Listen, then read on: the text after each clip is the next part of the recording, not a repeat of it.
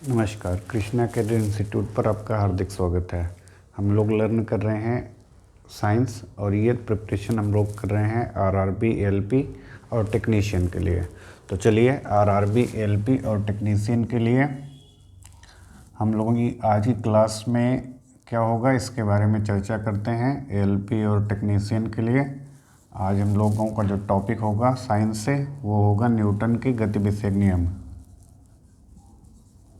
ठीक, आज हम लोग देखेंगे न्यूटन के गति विषयक नियम। न्यूटन के गति विषयक नियम।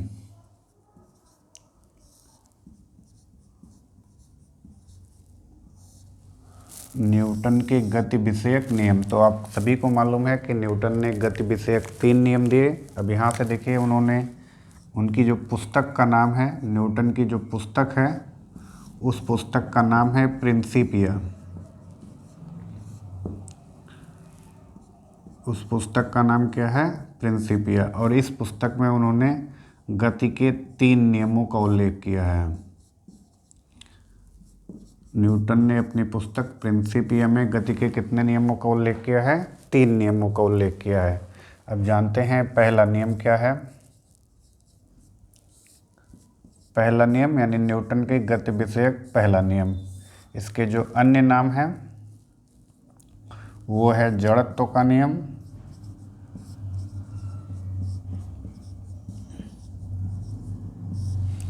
जड़त्व का नियम या गैलीलियो का नियम।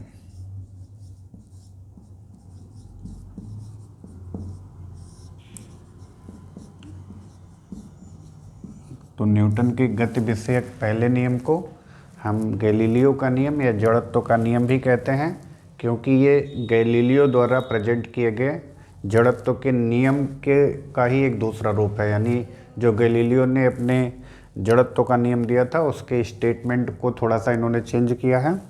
तो इस नियम में हम जानेंगे क्या है। तो न्यूटन का गति विषयक जो पहला नियम है वो कहता है कि यदि कोई वस्तु विरामावस्था में है तो विरामावस्था में ही रहेगी, और यदि गति कर रही है तो गति ही करती रहेगी जब तक कि उस पर कोई बाह्य बल न लगाया जाए। तो चलिए हम इस नियम को 2 भागों में डिवाइड करते हैं। पहले नियम को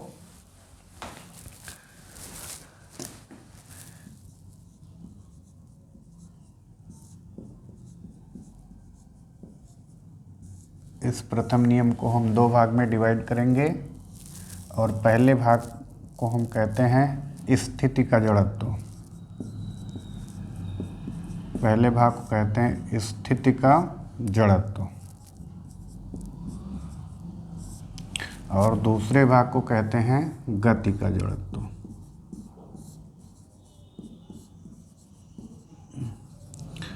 तो न्यूटन के गति विषयक पहले नियम को हम 2 भागों में डिवाइड कर लेते हैं। एक है स्थिति का जड़त्व, यानी वस्तु विरामावस्था में है तो विरामावस्था में ही रहेगी, और दूसरा है गति का जड़त्व, यदि गति कर रही है तो गति ही करती रहेगी, इसे कहते हैं गति का जड़त्व। तो स्थिति के जड़त्व के जो उदाहरण हैं वो हैं कंबल को पीटने से,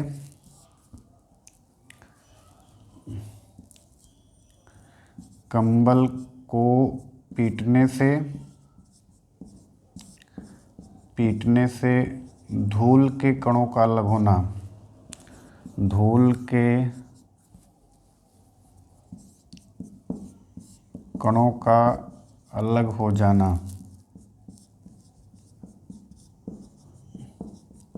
तो जब हम कंबल को पीटते हैं डंडे से तो उसमें जो धूल के कण हैं वो नीचे गिर जाते हैं। इसका कारण ये है कि जब कंबल को पीटा जाता है तो यानी कंबल तो आगे गतिमान हो जाता है, लेकिन धूल के कण जड़त्व के कारण स्थिर बने रहते हैं, जिससे वो कंबल से अलग हो जाते हैं और ज़मीन पे गिर जाते हैं। दूसरा है पेड़ की डाली को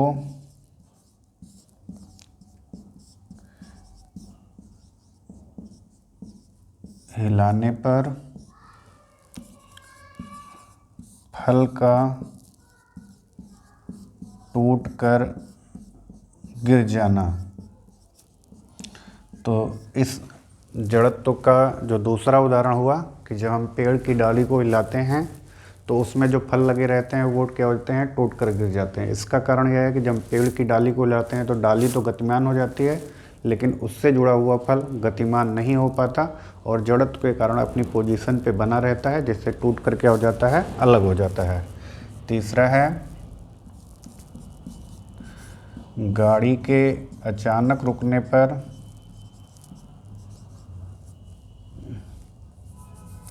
गाड़ी के अचानक चलने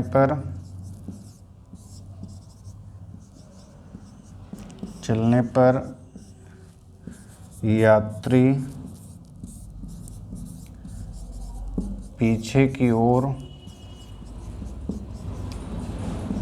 झुक जाते हैं या गिर जाते हैं, या तो गिर पड़ते हैं, झुक जाते हैं। ये सब कारण है किसके, न्यूटन के गति विषयक पहले नियम के, यानी कि स्थिति का जड़त्व।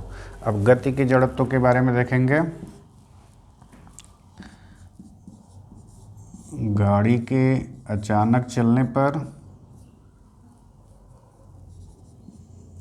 गाड़ी के अचानक रुकने पर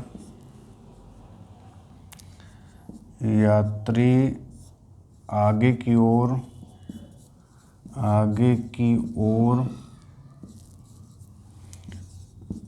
झुक जाते हैं या फिर गिर जाते हैं। ओके। चलती हुई गाड़ी से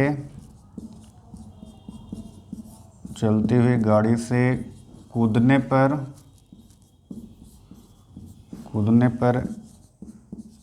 यात्री आगे की तरफ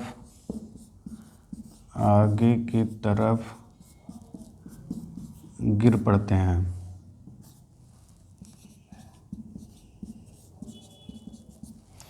ठीक, जब चलती हुई गाड़ी से हम कूदते हैं तो हमारा पैर ज़मीन पे पड़ता है और ज़मीन पर पड़ने के कारण वो जड़त्व में आ जाता है, लेकिन हमारा शरीर गाड़ी के साथ गतिमान है और वो आगे की तरफ बढ़ता है, जिससे हम आगे की तरफ क्या होते हैं, गिर पड़ते हैं। जब गाड़ी अचानक रुकती है तो गाड़ी तो विराम आ जाती है, लेकिन हमारा बॉडी अभी भी गतिमान है, इसलिए हम आगे की तरफ क्या हो जाते हैं, झुक जाते हैं। तो ये जो उदाहरण हैं वो गति के पहले नियम के हैं, इनके उदाहरण दे सकते हैं। और देखिए क्या क्वेश्चन बन सकता है इससे, इस प्रथम नियम से और क्या क्वेश्चन बन सकता है उसके बारे में आपको बता रहा हूँ, ध्यान से देखिए। पहले नियम से ही हमको बल की परिभाषा भी प्राप्त होती है। अगर क्वेश्चन आ गया कि बल की परिभाषा किस नियम से प्राप्त होती है, तो आपका उत्तर होगा पहला नियम। अब बल की परिभाषा क्या है, देखिए कहाँ पर निहित है। यदि वस्तु विरामावस्था में है तो विरामावस्था में ही बनी रहेगी, और यदि गति कर रही है तो गति ही करती रहेगी जब तक कि उस पर कोई बाह्य बल ना लगाया जाए। इसका मतलब है कि बाह्य बल लगा करके वस्तु की स्थिति में, चाहे वो गतिमान है चाहे वो रुकी हुई है, उसकी स्थिति को परिवर्तित किया जा सकता है। तो बल की परिभाषा मिलती है, बल वह बाह्य कारक है या बल वह बाह्य कारक है जो किसी वस्तु की स्थिति में परिवर्तन कर देता है अथवा करने का प्रयास करता है। तो बल की परिभाषा भी आपको किस नियम से मिलती है, न्यूटन के गति विषयक पहले नियम से मिलती है। चलिए देखते हैं अब द्वितीय नियम के बारे में।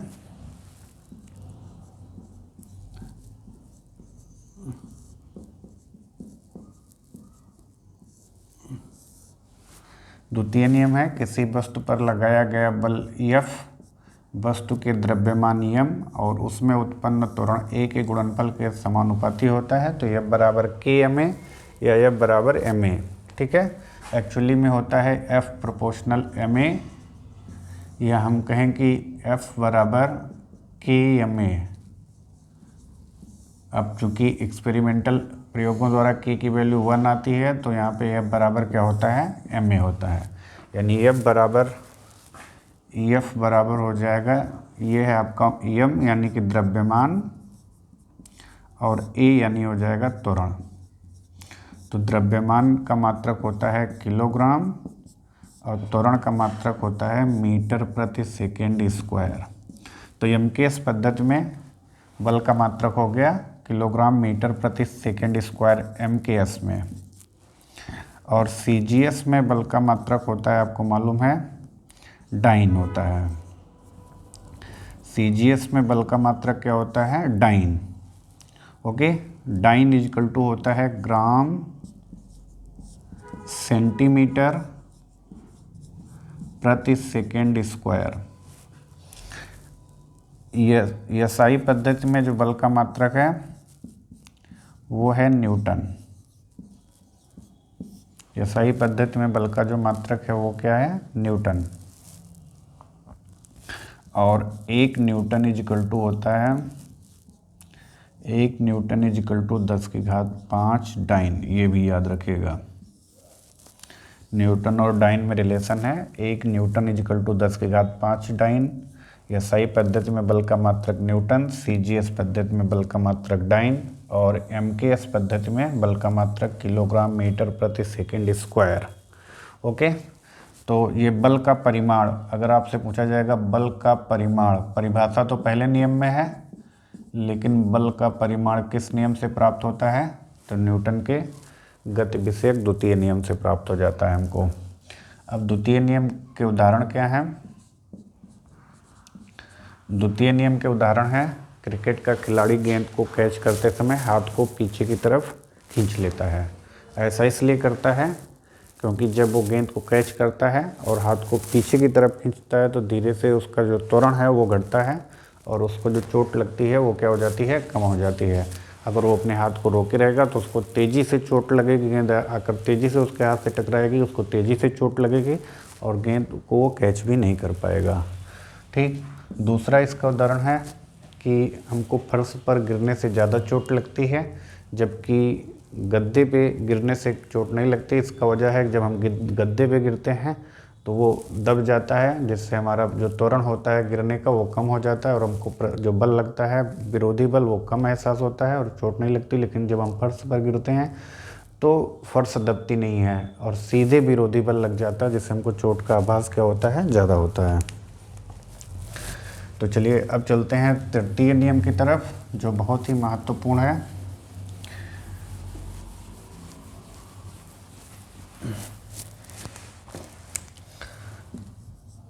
तृतीय नियम और गति विषयक जो तृतीय नियम होता है इसको हम कहते हैं क्रिया प्रतिक्रिया का नियम। क्या कहते हैं? क्रिया प्रतिक्रिया का नियम।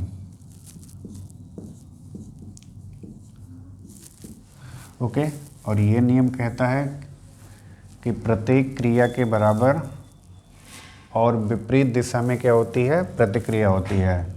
यानी अगर कोई वस्तु एक वस्तु पर बल लगाती है तो दूसरी वस्तु भी इतना ही बल विपरीत दिशा में आरोपित कर देती है। इसको कहते हैं क्रिया प्रतिक्रिया का नियम। और इसके उदाहरण देखिए हैं। उदाहरण जो है तीसरे नियम के, नाव से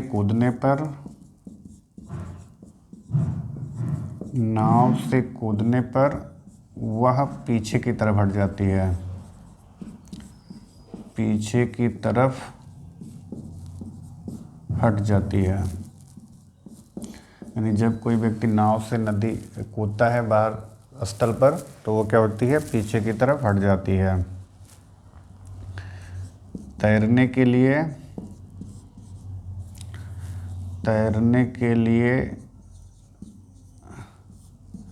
तैराक पानी को पीछे हटाता है।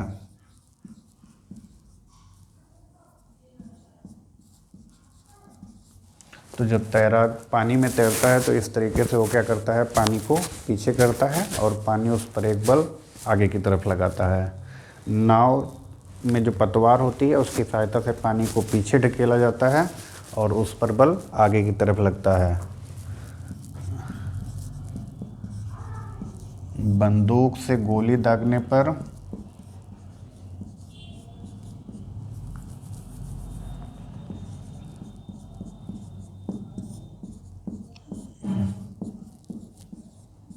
झटका पीछे की तरफ लगता है।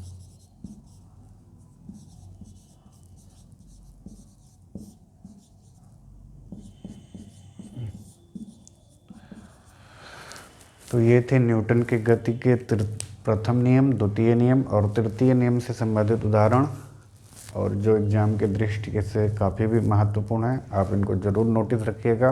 जो हम क्वेश्चन करवा रहे हैं उसमें भी इनसे रिलेटेड क्वेश्चन आएंगे, जो आपके एग्ज़ाम को प्रिपेयर करने के लिए काफ़ी महत्वपूर्ण होंगे और आपकी सफलता को सुनिश्चित करेंगे। हमारे चैनल को सब्सक्राइब करिए, वीडियो लाइक करिए और उसे दूसरे के पास शेयर करिए। जय हिंद।